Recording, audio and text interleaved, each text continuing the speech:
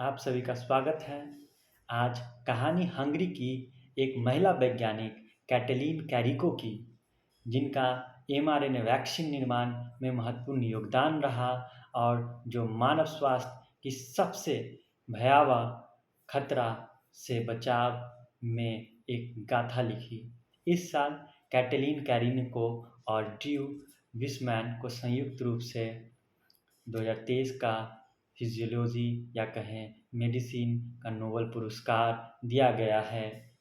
उन्होंने messenger RNA के nucleoside base modification जो असरदार कोविड-19 वैक्सीन तैयार करने में ज़रूरी है का आविष्कार किया है। इनकी ग्राउंड ब्रेकिंग खोज ने मैसेंजर आरएनए का हमारी प्रतिरक्षा प्रणाली के साथ क्या प्रभाव है कि मौलिक समझ को बदल दिया, जो अभूतपूर्व दर से कोविड-19 वैक्सीन निर्माण में गति प्रदान की है। क्षमा करें। वैक्सीन प्रतिरक्षा प्रतिक्रिया निर्माण को प्रेरित करता है। एक विशेष रोग कारक जब कण हमारे शरीर में प्रवेश करते हैं तो वैक्सीन भविष्य में उसकी अनावृत्ति से होने वाले रोगों से लड़ने में यह एक अहम भूमिका और सहायता करती है। जैसे कि पोलियो, मीजल्स और येलो फीवर के वैक्सीन मुख्य रूप से मृत या प्रायः कमज़ोर विषाणुओं पर आधारित हैं, जो काफ़ी समय से सुलभ हैं। 1951 में मैक्स थेलियर को येलो फीवर वैक्सीन की खोज के लिए उस साल का फिजियोलॉजी में नोबेल पुरस्कार दिया गया था।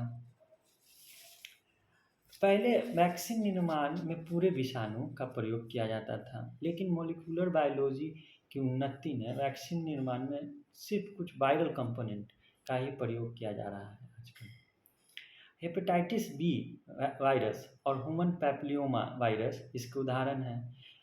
हेपेटाइटिस बी वायरस और ह्यूमन पैपिलोमा वायरस के वैक्सीन में विषाणुओं के आनुवांशिक कोड, जेनेटिक कोड, जो विषाणु के सतह पर पाए जाने वाले प्रोटीन का संश्लेषण करते हैं, जो वायरस ब्लॉकिंग एंटीबॉडीज़ के निर्माण को प्रेरित करते हैं, इनका प्रयोग किया जाता है।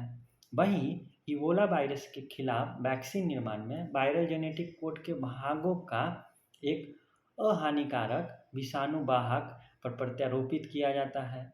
जब वेक्टर वैक्सीन को शरीर में प्रविष्ट कराते हैं, तब खास वायरल प्रोटीन का निर्माण हमारे कोशिकाओं में होता है, जो लक्षित विषाणु के खिलाफ प्रतिरक्षा प्रतिक्रिया को उत्तेजित करते हैं। पूर्ण मृत, कमजोर प्रोटीन और वाहक आधारित वैक्सीन निर्माण में लार्ज स्केल सेल कल्चर की ज़रूरत पड़ती है, और यह संसाधन सहन प्रक्रिया महामारी जैसे और प्रकोप जैसी स्थिति में तीव्र गति से वैक्सीन निर्माण करने में संभावनाओं को सीमित कर देते हैं। अतः लंबे समय से खोजकर्ता, खास करके वैज्ञानिकों ने ऐसे प्रौद्योगिकी के विकास पर अपना ध्यान दिया जिसमें cell culture, free from the cell culture vaccine का निर्माण संभव हो सके। इसी कड़ी में मैसेंजर आरएनए वैक्सीन एक आशाजनक प्रयत्न साबित हुआ। हमारे कोशिकाओं में आनुवांशिक सूचनाएं, जेनेटिक जो इन्फॉर्मेशन होते हैं, जो डीएनए में कोडेड होते हैं, जिनका हस्तांतरण मैसेंजर आरएनए में होता है, जो प्रोटीन निर्माण में ढांचा की तरह प्रयोग होता है। 1980 के दशक में मैसेंजर आरएनए का निर्माण बिना सेल कल्चर पद्धति की खोज हो चुकी थी, जिसे इन विट्रो ट्रांसक्रिप्शन कहते हैं। अब मैसेंजर आरएनए का प्रयोग वैक्सीन निर्माण में एक निर्णायक कदम था। इन विट्रो ट्रांसक्राइब्ड एमआरएनए एक अस्थिर और इसके वितरण के लिए जटिल वसा युक्त वाहक चाहिए, जो मैसेंजर आरएनए को एक आवरण में उसको ढक ले, इनकैप्सुलेट कर ले। इसके अलावा in vitro produced messenger RNA उत्तेजक प्रतिक्रियाओं को उत्पन्न करते हैं, इन्फ्लामेटरी रिएक्शन को उत्पन्न करते हैं, जिसके कारण mRNA आधारित वैक्सीन निर्माण के शुरुआती दिनों में काफ़ी उत्साह ठंड हो गई। लेकिन ये अवरोध हंगेरियन बायोकेमिस्ट कैटलीन कैरिको को हतोत्साहित न कर पाया। 90 के दशक में जब वे यूनिवर्सिटी ऑफ पेनिसिल्वेनिया में असिस्टेंट प्रोफेसर के पद पर कार्यरत थीं, उनकी दृष्टि mRNA का किस प्रकार चिकित्सीय प्रयोग हो इस पर अडिग था। ड्यू विस्मैन, जो उनके बाद में सहकर्मी हुए, इनकी रुचि डेंड्रेटिक सेल में थी। डेंड्रेटिक सेल का कार्य होता है कोशिकाओं की प्रतिरक्षा निगरानी में यह महत्वपूर्ण कार्य करता है, और वैक्सीन आधारित प्रतिरक्षा प्रतिक्रिया को भी यही उत्पन्न करता है। तुरंत ही इन दोनों का लाभदायक सहयोग हुआ, जो मैसेंजर आरएनए का इम्यून सिस्टम से इंटरैक्शन के विभिन्न तरीकों पर था। अब कैरिको और विस्मैन ने पाया कि डेंड्रेटिक सेल जो सर्विलेंस का काम करते हैं, इन विट्रो ट्रांसक्राइब्ड आरएनए की पहचान बाहरी पदार्थ के रूप में करता है, जिसके चलते इनका एक्टिवेशन होता है और इन्फ्लामेटरी सिग्नलिंग मॉलिक्यूल्स कोशिकाओं में रिलीज होते हैं।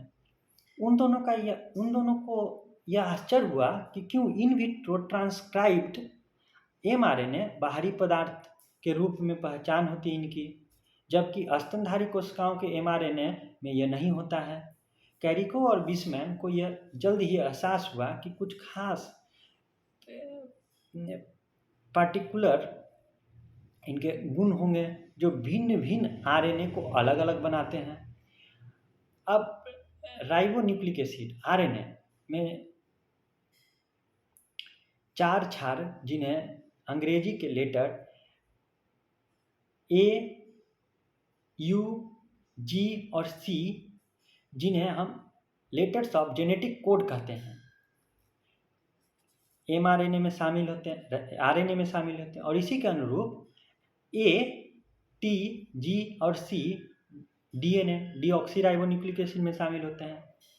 कैरिको और विस्मैन जानते थे कि स्तनधारियों के कोशिकाओं में पाए जाने वाले आरएनए के क्षार अक्सर रासायनिक संशोधित होते हैं, केमिकली रूप से मॉडिफाइड होते हैं, जबकि इन विट्रो ट्रांसक्राइब्ड आरएनए में ऐसा नहीं होता है, और यही बदला हुआ क्षार की अनुपस्थिति इन विट्रो ट्रांसक्राइब्ड आरएनए में अवांछनीय उत्तेजन इन्फ्लामेटरी रिएक्शन को एक्सप्लेन कर सकता है।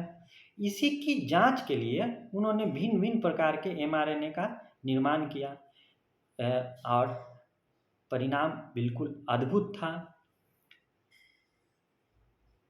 इनमें उत्तेजन लगभग गायब ही था। अब चूंकि इनमें उत्तेजन लगभग गायब था, कोशिका भिन्न भिन्न आरएनए से कैसे बर्ताव करती हैं, हमारी इस समझ में यह एक दृष्टांत बदलाव था। यह मौलिक परिणाम कोविड-19 महामारी जो 2020 के आरंभ में पता चला, ठीक है, दिसंबर के 2019 के दिसंबर में पता चला, से 15 साल पहले 2005 में प्रकाशित किया गया। और ये आज का ये ब्लॉग उन सभी युवा महिला वैज्ञानिकों को प्रेरित करे जो मानव विकास और वैज्ञानिक सोच को आगे बढ़ा रही हैं। साथ ही साथ मेरी छोटी बहन जो विज्ञान और प्रौद्योगिकी की छात्रा हैं, जो भविष्य में युवा वैज्ञानिक के रूप में अग्रसर हो रही हैं, का उत्साहवर्धन करें। आप सभी का बहुत बहुत धन्यवाद।